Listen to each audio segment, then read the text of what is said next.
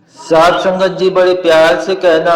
धन निरंकार जी, मेरे प्यारे गुरसिखो, आज हम ये कोई नियम या फिर कानून की बात नहीं करेंगे। धर्म कोई जेल खाना नहीं है साध संगत जी, और न सदगुरु कोई जेलर है। धर्म तो परम मुक्ति का मार्ग है। साध संगत जी, आप निरंकार के गोद में सदगुरु के साए में बैठे हैं, तो आप बंधनों को तोड़ने के लिए बैठते हैं, कोई नया बंधन बनाने के लिए नहीं। लेकिन अक्सर ऐसा होता है कि हम एक सोने की जंजीर को लोहे की जंजीर में बदल देते हैं और सोचते हैं कि हम आजाद हो गए हैं। यात्रा बाहर की नहीं साध संगत जी, भीतर की है। यह क्रांति भीतर घटित होनी चाहिए, और इस भीतरी क्रांति के मार्ग में कुछ बाधाएं होती है, कुछ धूल की परतें हैं जो आपके दर्पण पर जम जा रही है। इन्हें पाप मत कहिए, इन्हें बस कमियां कहिए या नासमझी कहिए। आज हम ऐसी ही 10 कमियों पर बात करेंगे। अगर आप सच में एक गुरसिख है, यानी कि गुरु के दिखाए रास्ते पर चलने वाले शिष्य, तो इन 10 जालों को पहचानना और काटना ही आपकी साधना है। तो साध संगत जी, चलिए अपनी आंखें बंद, बल्कि पहली बार अपनी आंखें पूरी तरह खोलिए और अपने भीतर झांकिए। पहली कमी आध्यात्मिक अहंकार है।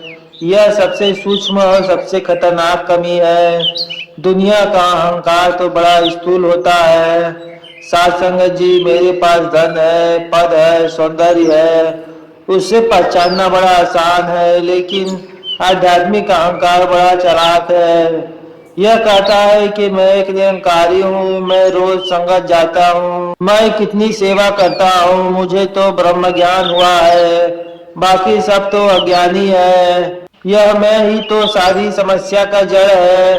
साध संगत जी, आप निरंकार से जुड़े ताकि यह मैं मर जाए।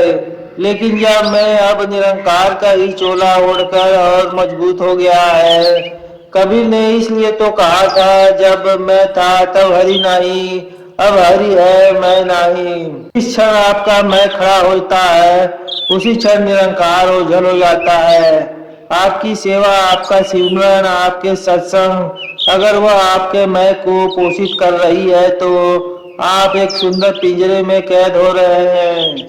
साध संगत जी, याद रखिए, सदगुरु आपको मिटाने के लिए मिले हैं, सजाने के लिए नहीं। आपकी पहचान केवल इतनी है कि आप उस निरंकार का अंश है। जैसे बूंद की पहचान सागर से होती है। बूंद अपनी कोई हस्ती नहीं है। तो पहली बात, इस आध्यात्मिक अहंकार से सावधान, यह मीठा जहर है। जहर दूसरी कमी दिखावे की भक्ति, यह पहली ही कमी का परिणाम है साध संगत जी। जब अहंकार होता है तो वह प्रदर्शन चाहता है। वह चाहता है कि लोग उसे देखें, उसकी भक्ति, आपकी प्रार्थना, आपका प्रेम और लोगों की तालियां का मोहताज है। तो संतो, वह भक्ति नहीं, एक अभिनय है। आप सत्संग में बैठे हैं, आंखें बंद है, लेकिन मन देख रहा है कि कौन कौन मुझे देख रहा है। आप सेवा कर रहे हैं, लेकिन भीतर एक कैमरा चल रहा है जो रिकॉर्ड कर रहा है साध संगत जी की मेरी सेवा की कितनी सराहना हो रही है। यह तो एक सौदा हो गया साध संगत जी, यहाँ प्रेम कहाँ रहा। संगत जी, संतों ने कहा है कि मन चंगा तो कटौती में गंगा। गंगा बाहर नहीं, आपके मन के पवित्रता में है। आपकी भक्ति एकांत में खिलने वाला फूल होनी चाहिए साध संगत जी, जिसकी सुगंध अपने आप फैल जाए। उसे बाजार में बेचने की जरूरत नहीं है। आप निरंकार के लिए जी रहे हैं या फिर दुनिया को दिखावे के लिए, यह प्रश्न अपने आप में पूछना साध संगत जी। अगर आपकी भक्ति को कैमरे की, लोगों की नजरों की जरूरत है, तो आप अभी यात्रा से बहुत दूर है। सच्ची प्रार्थना साध संगत जी हमेशा बंद दरवाजे के पीछे होती है। यह सिर्फ आप होते हैं और आपका प्रभु होता है। तीसरी कमी है साध संगत जी, निर्णय करने की आदत।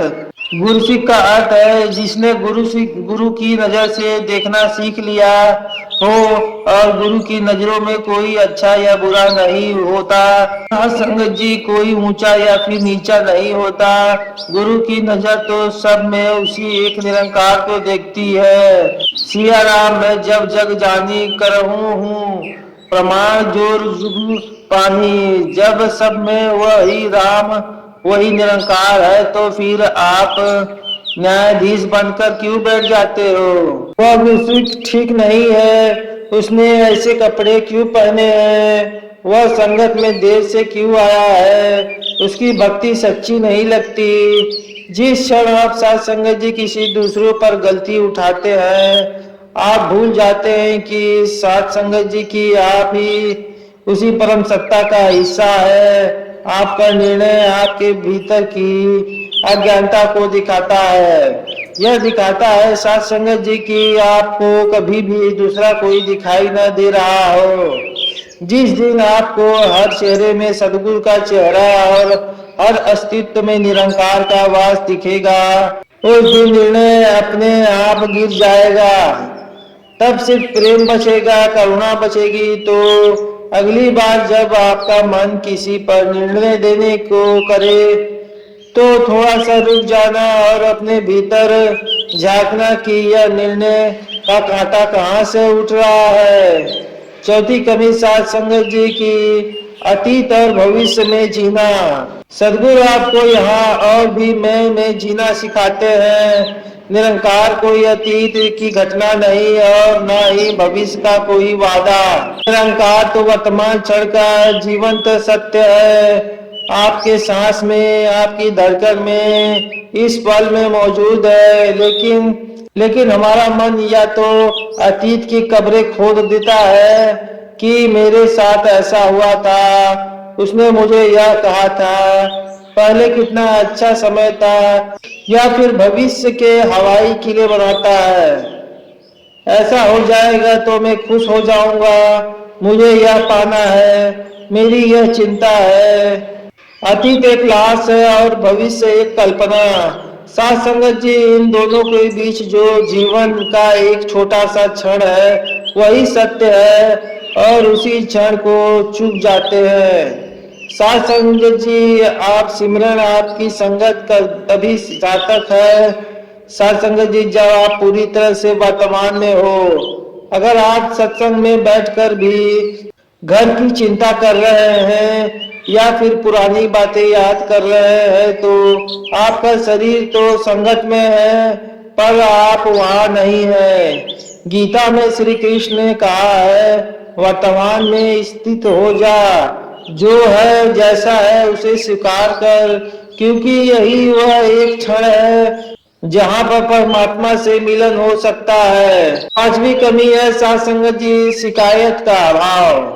यह बहुत गहरी आदत है। जीवन में कुछ भी हमारे मर्जी के खिलाफ हो हम तुरंत शिकायत करने लगते हैं, मेरे साथ ही ऐसा क्यों होता है, भगवान मेरी सुनता नहीं है। एक सदगुरु सिख का मूल मंत्र है, तेरा भाड़ा मीठा लागे, यानी कि जो तेरा इच्छा है, यानी कि जो तेरी इच्छा है वह मुझे मीठी लगती है, स्वीकार है। साथ संगत जी, शिकायत का अर्थ है कि आप निरंकार के विधान से लड़ रहे हैं। आप कह रहे हैं कि आप गलत है, मैं सही हूँ, मेरे हिसाब से होना चाहिए था। क्या वह अहंकार नहीं? अस्तित्व आपसे ज्यादा जानता है। जिस शक्ति ने करोड़ों सूर्य और तारों को संभाल रखा है, क्या आपकी छोटी सी जिंदगी को नहीं संभाल सकता?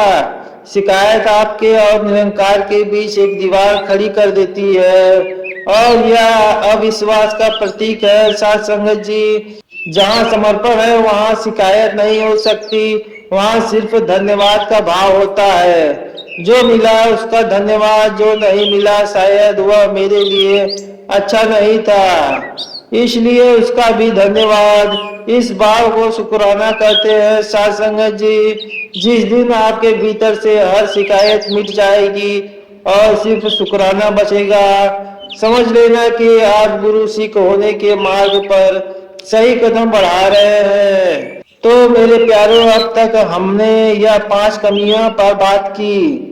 आध्यात्मिक अहंकार, दिखावे की भक्ति, निर्णय का भाव, अतीत भविष्य की दौड़ और शिकायत का कांटा।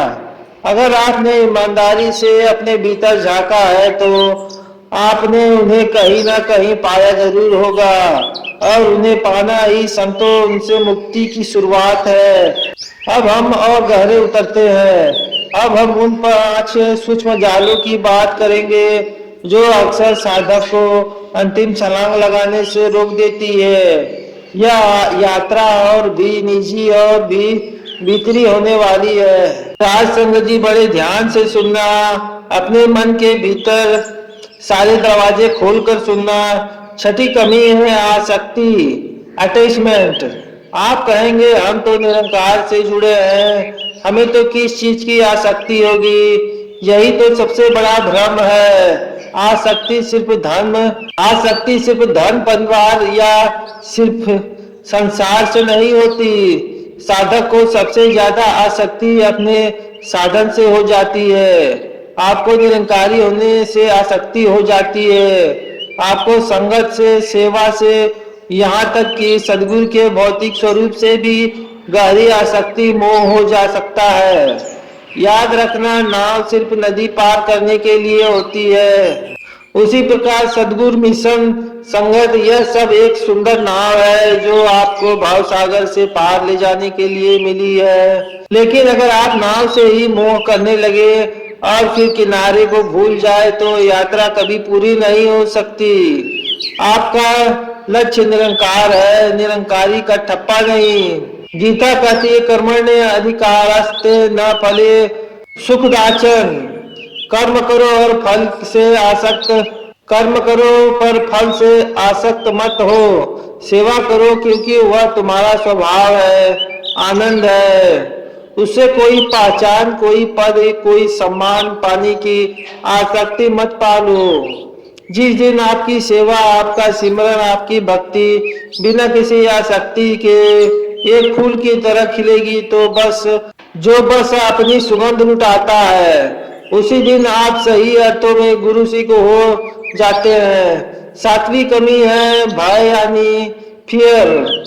प्रेम और भय एक साथ नहीं रह सकते हैं। साथ संगत जी, जहाँ प्रेम है वहाँ भय नहीं है, जहाँ भय है वहाँ प्रेम का केवल धोखा है। ये गुरु सिख जो जानता है कि यह निरंकार ही हर पल, हर सांस में उसके साथ है, उसे भय किस बात का है। मौत का भय, मौत तो शरीर की होती है और आप शरीर नहीं हो। अपमान का भय, आपकी पहचान तो निरंकार से है, उसे कौन अपमानित कर सकता है। कुछ खोने का भय, जब सब कुछ उसी का है तो फिर उसका तो कुछ था ही नहीं जो खो जाएगा। गुरुवाणी का महाकाव्य है कि निर्भय निर्वैर, बिना भय के, बिना वैर के। भय हमेशा भविष्य की कल्पना से पैदा होता है, कल क्या होगा। और गुरु सिख जो आज में जीता है, इस पल में जीता है, जिसके हाथ में सदगुरु का हाथ हो, उसी क्षण नजर निरंकार पर टिकी हो, उसकी जिंदगी में भय ऐसे विदा हो जाता है जैसे सूरज के उगने पर अंधेरा विदा हो गया हो। तो अपने भीतर झांकना, आप किस किस चीजों से डरते हैं। आपके भय ही आपको बताते हैं कि आपकी आसक्ति कहाँ कहाँ लगी है। हर भय पर चोट करो, प्रेम की चोट करो। 8वीं कमी साध संगत जी, ज्ञान का बोझ, अनुभव का भाव। यह कमी पढ़े लिखे लोगों को ज्यादा होती है। वे शास्त्रों को जानते हैं, संतों की वाणी उन्हें कंठस्थ होती है, वे घंटों तक ब्रह्म ज्ञान को पर बोल सकते हैं, वे घंटों तक ब्रह्म ज्ञान पर बोल सकते हैं। लेकिन यह सब उधार है, तोते की तरह रटाया हुआ है। ज्ञान और अनुभव में उतना ही फर्क है जितना जल और प्यास बुझाने वाले असली जल में होता है। कोई जीवन का परम लक्ष्य है। अगर कहने में, समझाने में कोई त्रुटि हुई हो तो दास को क्षमा करना, बड़े प्यार सत्कार से कहना, धन्य निरंकार जी।